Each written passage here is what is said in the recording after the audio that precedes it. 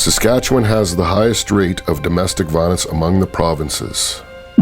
Hundreds of those charged each year choose to enter the treatment stream. This is the story of their journey through the treatment option in Saskatchewan's domestic violence courts. I learned that I can't handle everything without support. I learned how important my wife is to me and my relationships, and how much you have to lose just by doing abusive things. If we don't help people who are using abusive behaviors, the likelihood is very high that violence and abuse will continue. So the cycle is going to continue and continue and continue. It's going to pass down from mother to daughter, father to son. Oftentimes these children are witnessing unhealthy relationships, and that will carry on into their future relationships. So it's important that their parents get that support so they can model a healthy relationship.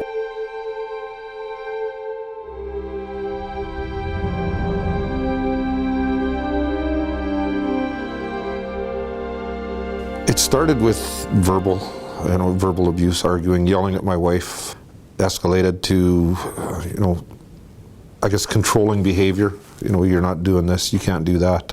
I used to accuse my partner of things and going through phone calls and emails and things, and yeah, that was so part of my insecurities. My partner realized that she was feeling like trapped. She was getting depressed and trapped. I give you everything, like, what do you mean trapped? You should be happy, like other women don't have half of what we have. But I didn't realize the dimension of the situation, because for me it was like, I'm taking care of business. I'm a man, I know how. It was, my way of getting control of the situation, that you're out of line and I need to control the situation, and you need to act the way I think you should act, and I don't care what you think or you feel. It impacts you daily, because from the time you wake up to the time you go to bed, you're walking on eggshells. I developed a set of survival skills I did not have previously. Trying to watch for signs or steer conversations away from or things like that. I did not feel good about myself at all. I felt like I was unwanted, unloved. I also felt that I wasn't good enough for anybody, including myself. So I not only took it out on others, but I took it out on myself too. So I don't think when you're in the relationship, you know that you're changing and you know that you're a different person than you were, but you don't realize it until you get out. And you look back at the pictures and you look back at your behavior and you think, wow, that was me? My ex-partner was probably always on edge, and I think it impacted my children quite a bit as well, because they would have known that at any time, like I could yell, I might slam doors or something, and so it put them quite a bit on edge.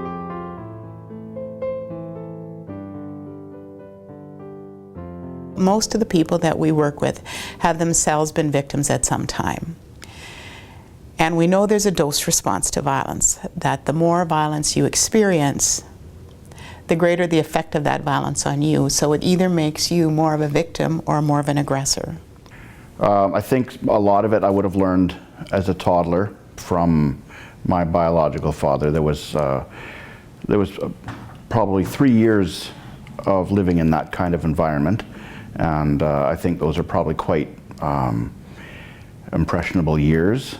The children are the innocent victims in any domestic violence situation. The atmosphere in the house was very bad. They could feel it was tense. It would lead to arguments and verbal abuse, and so kids in the house, they could feel the tension. Domestic violence can be very stressful on kids, and it makes it difficult for kids to form that safe, healthy feeling of being at home. She was 6 at the time, and she could almost sense when something was going to happen. She would make herself scarce. She'd go hide in her room. She'd We would fight. She would ask us to stop. It was very hard on her. She became very withdrawn. If we are in an environment where we're exposed to violence and that's kind of our norm, then how are they going to know any other way? She started acting out by either not sleeping at night or started saying things that he would say to me.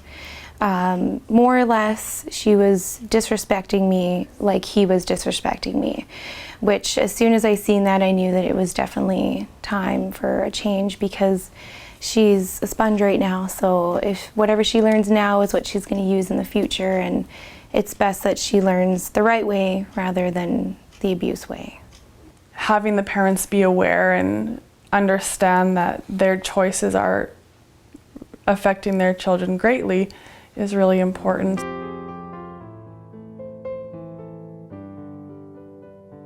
The mainstream court system historically hasn't really treated domestic violence any differently than any other crime.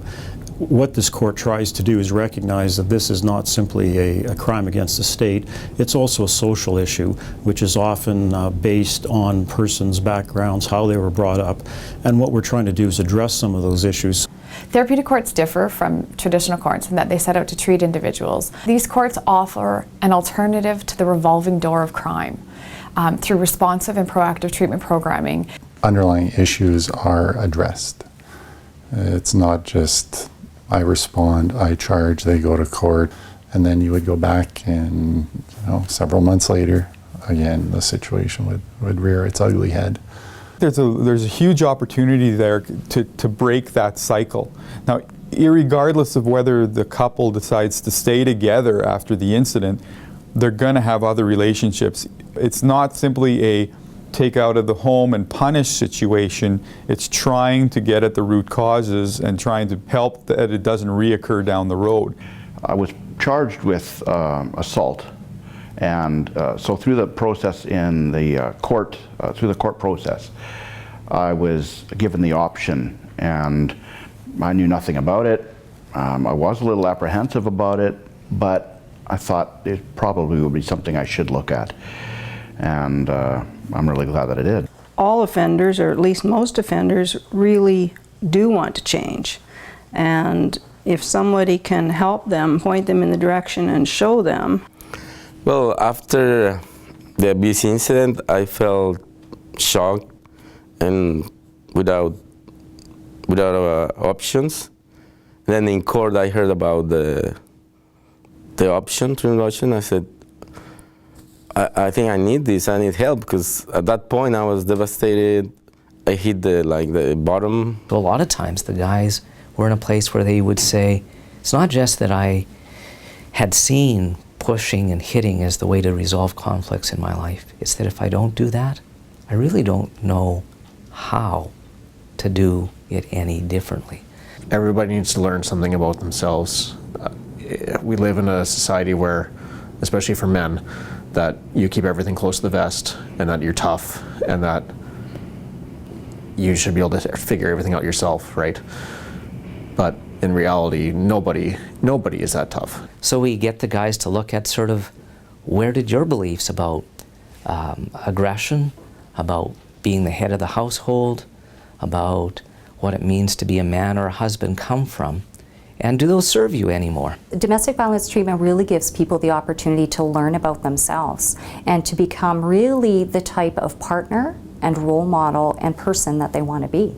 It's sort of a unique court in that it's a therapeutic court. So in addition to advising my clients to their legal rights, I also explain the treatment option and how that factors into that decision as well. There's a big benefit when someone recognizes and really wants to change their behavior. And so here's where someone can actually say, we have the program, and not only will it help you get a lighter sentence, but it will help you so that you don't come back to us. There's a network of people that are supporting that individual as they go through that treatment option. It's not only the probation officer, but they appear before the courts on a regular basis. They have the victim court caseworkers, and then they have the treatment people. There's a greater sensitivity, I believe, to the whole family unit. There's more input from victim services so that the needs of the victim are met.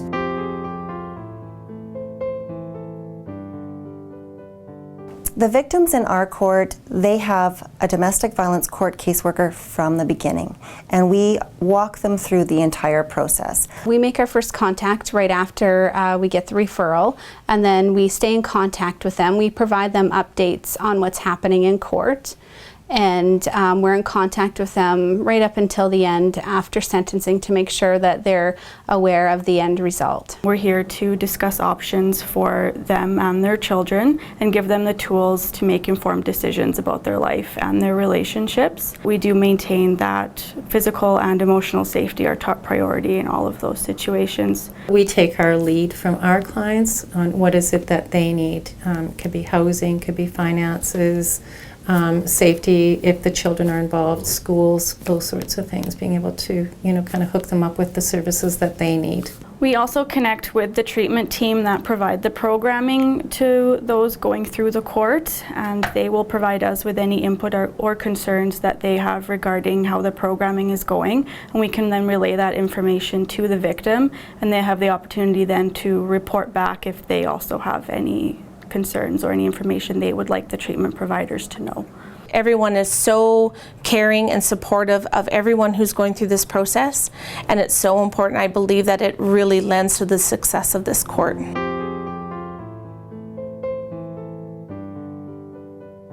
The role of the judge in the domestic violence court is overseer.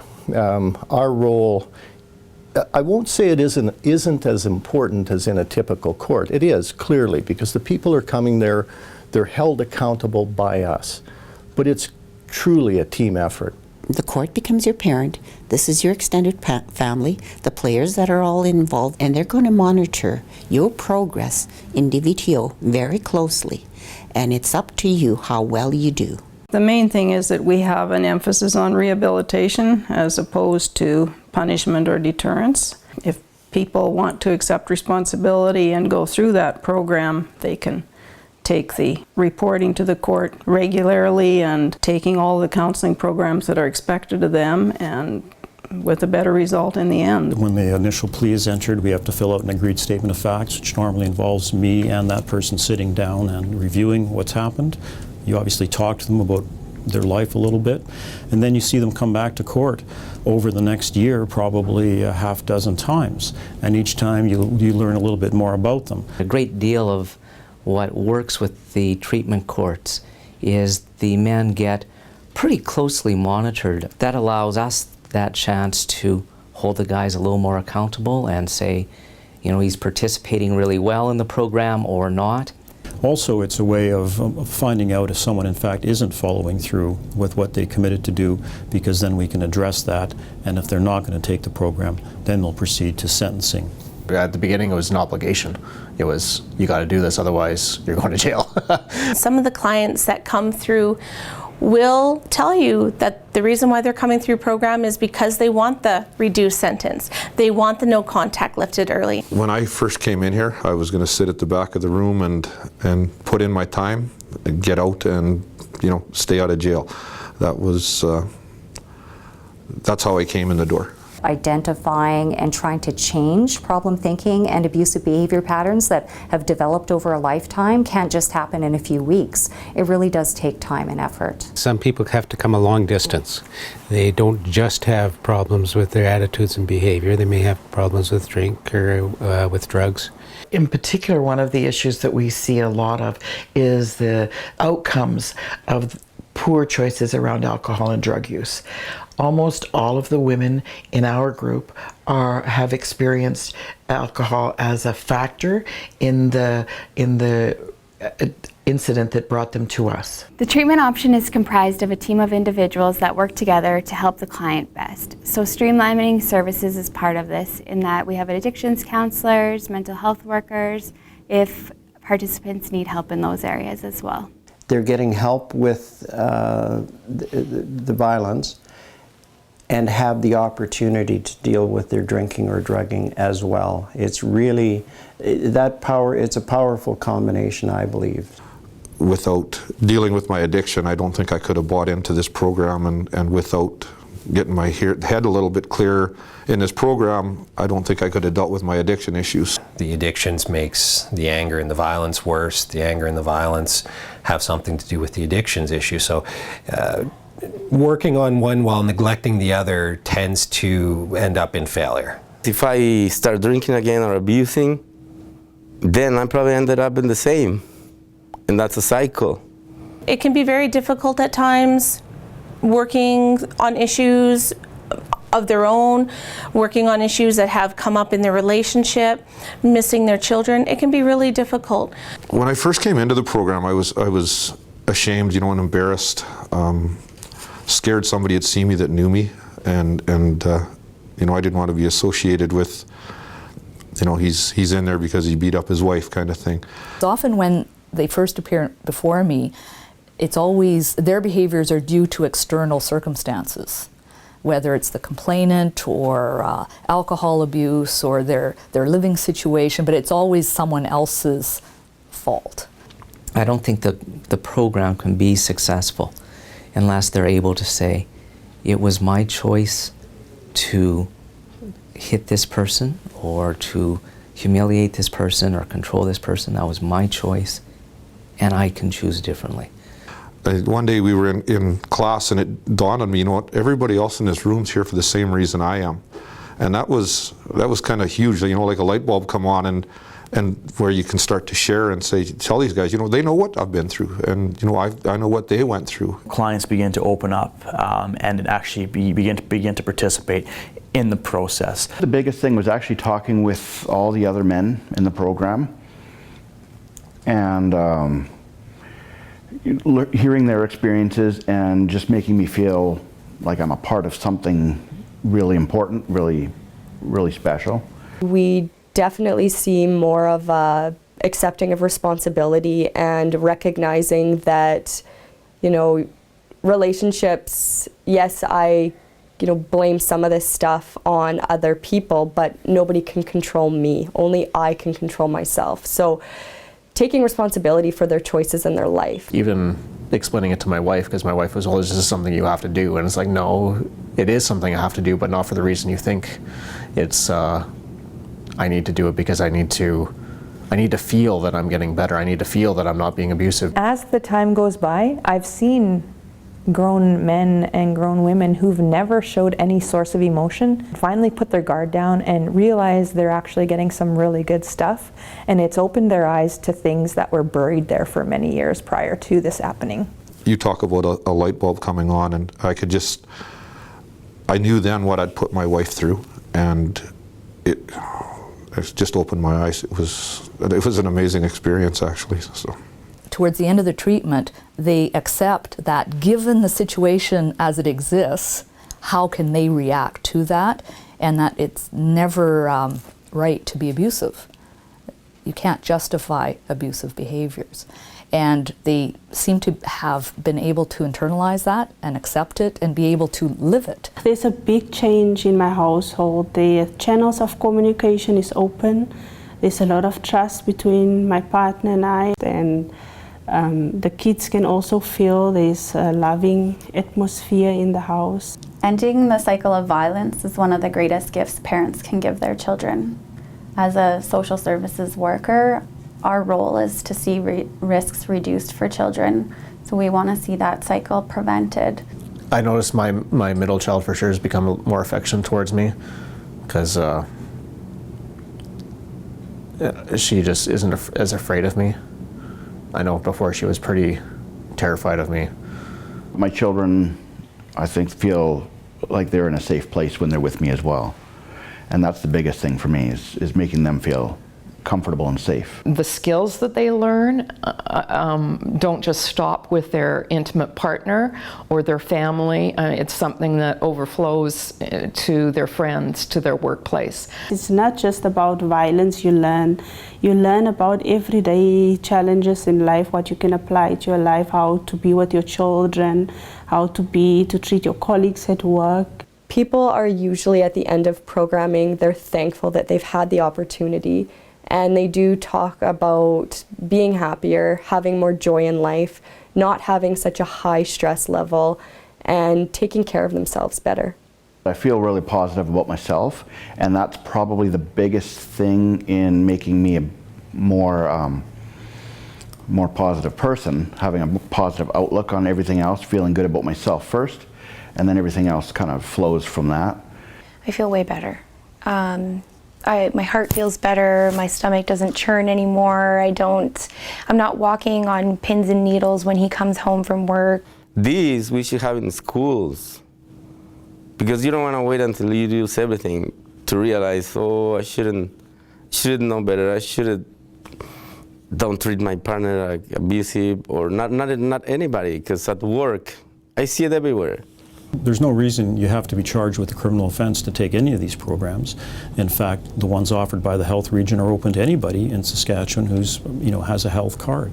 And obviously it would be a lot better for all if you were getting this information before, bad things happened. People don't often understand, or they don't realize the impact that their violence has on others, and tend to minimize it. So I think I would recommend that people who are in abusive or violent relationships, that they and their partner both take this program. The main reason we do this is because it works. We get much less recidivism. It never gets any better on its own. Living proof of that. It scares the hell out of me to think where I would have been if I wouldn't have got arrested. I tell people that was the worst and the best day of my life, because it was the worst because I got arrested, but it was the best because I finally got some help that I needed to get. If I hadn't gone through this program, I'm scared of what kind of person I could have been and continued to be. And it was a life-changing moment for me, and although I regret the circumstances that made me get into the program, I would never regret doing it again. I would do it 10 times out of 10.